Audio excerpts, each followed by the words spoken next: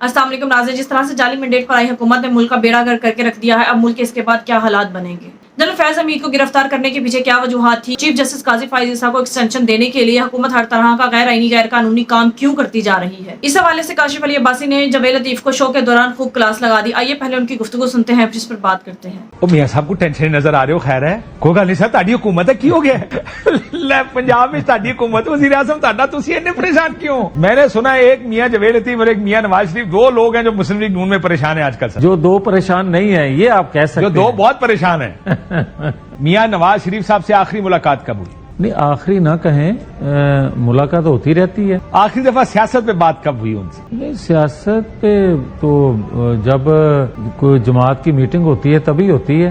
और जमात की मीटिंग तो काफी अरसे से नहीं इन दिनों में तो नहीं हुई। यह भी आपने कह दिया। इन दिनों में कोई सियासत पे तो बात कोई नहीं हुई। तो मियां साहब को आपने जब सदर बनाया था उसके बाद कोई मीटिंग हुई है? हाँ काफी मीटिंग हुई है। मियां साहब मौजूद रहे हैं उन मीटिंग्स में? जी जी।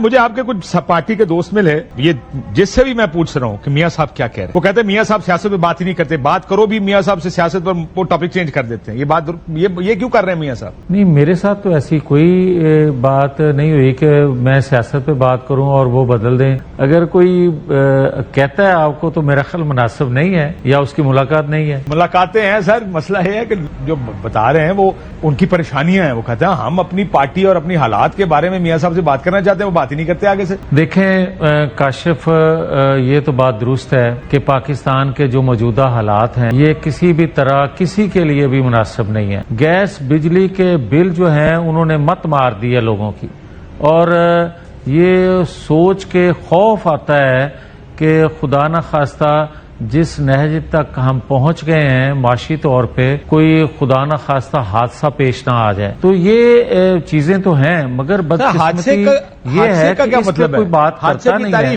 कर दें जरा मेरे लिए, हादसा क्या होता है? हादसा काशिफ ये हादसा नहीं है क्या कि एक भाई दूसरे भाई को बिजली के बिल पे कत्ल कर दे? क्या ये हादसा नहीं है कि एक घर का फर्द जो है अपनी बीवी को कत्ल कर दे, बिजली का बिल नहीं दे सकता? और ये हादसा बढ़ते बढ़ते फिर एक बगावत की, फिर एक इंतशार की शक्ल इख्तियार कर जाता है। इससे कंसर्न हर बंदे को आपको होना ये चाहिए। परेशानी है कि जो आपने अपने हमसाये मुल्क बांग्लादेश में देखा, डायरेक्ट हमसाया तो नहीं है, लेकिन आपको लगता है कि इस तरह का हादसा पाकिस्तान में भी हो सकता है? आप तो बड़ी सीरियस एक पिक्चर पेंट कर रहे हैं। देखें बात यह है कि किसी जगह भी अगर पुरतशद्दद एहतजाज पुरअमन जो है वो शक्ल इख्तियार कर लेता है तो वहाँ की मईशत, वहाँ की माशरत सब खराब होती है। बात ठीक है, मैं आपसे कंपैरिजन करने का नहीं कह रहा मियां साहब, मैं सिर्फ ये कह रहा हूं कि आपको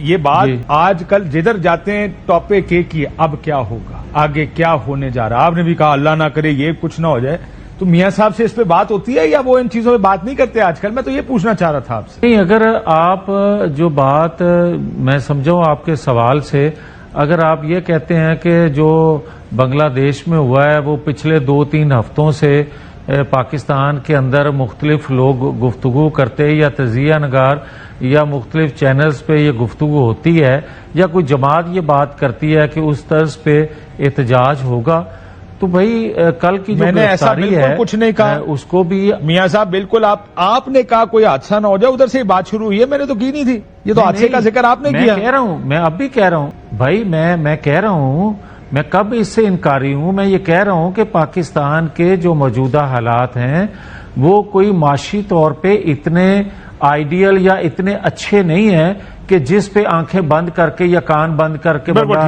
फिरता रहे। 2/3 अक्सरियत क्यों ढूंढ रहे हैं आप लोग? ये 3 सीटें और मिल गई, एक डेस्परेशन नजर आ रही है 2/3 की। क्या वाकई आपने किसी को एक्सटेंशन देनी है? यार काशिफ साहब, चीफ जस्टिस ऑफ पाकिस्तान की बात करूं, उनके लिए आईनी तरमीम चाहिए। मेरे तो ये बात इल्म में है ही नहीं। जहां तक हुकूमत का तल्लक है तो हुकूमत वक्त अगर 2/3 अक्सरियत आइन में तरमीम के लिए चाहती है तो ये कोई बुरी बात नहीं है। लेकिन जो तरीका आप इस्तेमाल करें वो बड़ा गैर जमहूरी किस्म का। तो क्या अदारों के अंदर बैठे लोग जो हैं वो जिस तरह के फैसले दे रहे हैं, क्या वो इंसाफ के तकाजे पूरे करते कौन से वाले बेंच की बात कर रहे हैं, इधर वाले की या उधर वाले की? मैं दोनों की बात कर रहा हूँ।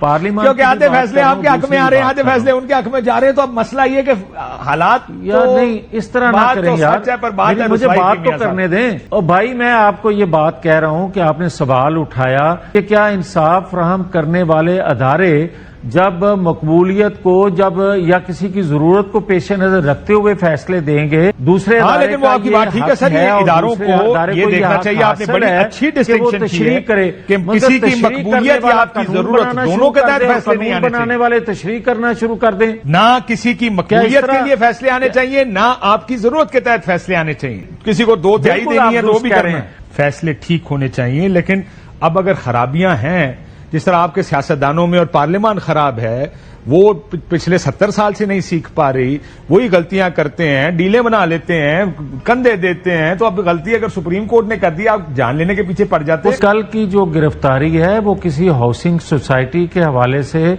या करप्शन के हवाले से उस तनाजर में खाली ना लिया जाए।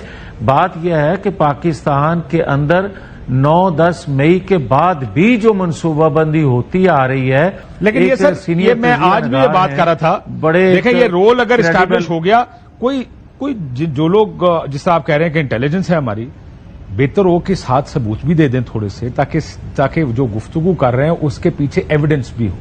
आई एम श्योर कोई ना कोई एविडेंस होगा, कोई कॉल रिकॉर्ड्स होंगे, किसी ने कॉल रिकॉर्ड कर ली होगी किसी की, ये माजी में भी तो होता रहा है। मसला यह कि इस वक्त एक गिरफ्तारी हुई है, उसमें 2 चीजें कही गई हैं, एक तो टॉप सिटी का कहा गया, दूसरा कहा रिटायरमेंट के बाद भी वो मुतअद्दिद मौके पर पाकिस्तान आर्मी एक्ट की खिलाफ वर्जी के मुर्तकिब पाए गए।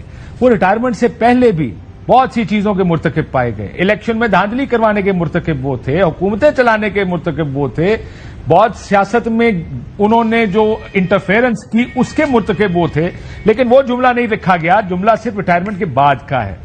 अब बाद में आपकी बात भी दुरुस्त हो सकती है, 9 मई वाला मामला भी हो सकता है, लेकिन कोई ना कोई एविडेंस तो देना पड़ेगा, या आपको लगता है कि कोई इकबाली बयान आएगा?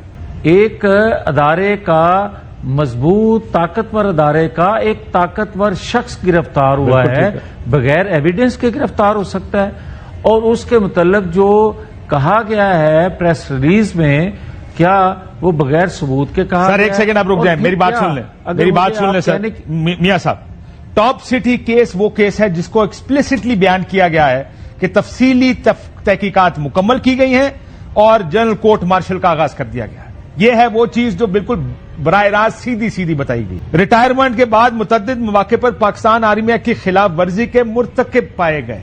अब यह नहीं बताया कि कौन से वाकयात हैं, वो भी बता देते कि इसमें 9 मई भी है, इसमें कोई और शायद कोई लॉन्ग मार्च कराया हो, किसी से कुछ और कराया हो, बता देते कि कौन कौन से वाकयात हैं। आप दुरुस्त कह रहे हैं, ये तजस्सुस या अबहाम जो रह गया है बिल्कुल वाजिया करना चाहिए था, ताकि मैं और आप इस बात पे गुफ्तगू ना कर रहे होते बल्कि इससे आगे बात कर रहे होते। यार मैं अब ये क्या सारा ये कर रहे हैं ना, हम तो क्यास कर रहे हैं कि ये 9 मई भी हो सकता है ना, ये तहरीक इंसाफ की पार्टी चलाने का मामला भी हो सकता है, जो कि सारे हो सकते हैं, लेकिन क्यास है फिलहाल। जिस कदर इन्वॉल्वमेंट फैज हमीद साहब की अदारों के अंदर इंसाफ फराहम करने वाले अदारे हों, वो जस्टिस शौकत सदीकी साहब की जबानी आपने सुना हो, और किस तरह के सबूत आप चाहते हैं? और सर ये सारे के सारे एक प्रेस रिलीज का हिस्सा नहीं है, रिटायरमेंट के बाद की बात है, मैं इसीलिए आपसे कह रहा हूं, आप जो बात कर रहे हैं वो हाजिर सर्विस की बात कर रहे हैं। नाज़रीन, अवाम के मैंडेट पर डाका डालने के बावजूद और इस मुल्क पर जबरदस्ती मुसल्लत होने के बावजूद आज भी नवाज शरीफ छुप कर इस मुल्क में कहीं गुम होकर बैठे हैं, और वो अवाम का सामना नहीं कर पा रहे क्योंकि वो जानते हैं हुकूमतें लेना तो दूर की बात है, वो खुद भी जीतने के लायक नहीं थे। उनका भाई शहबाज शरीफ और बेटी मरियम नवाज भी हार चुके थे, लेकिन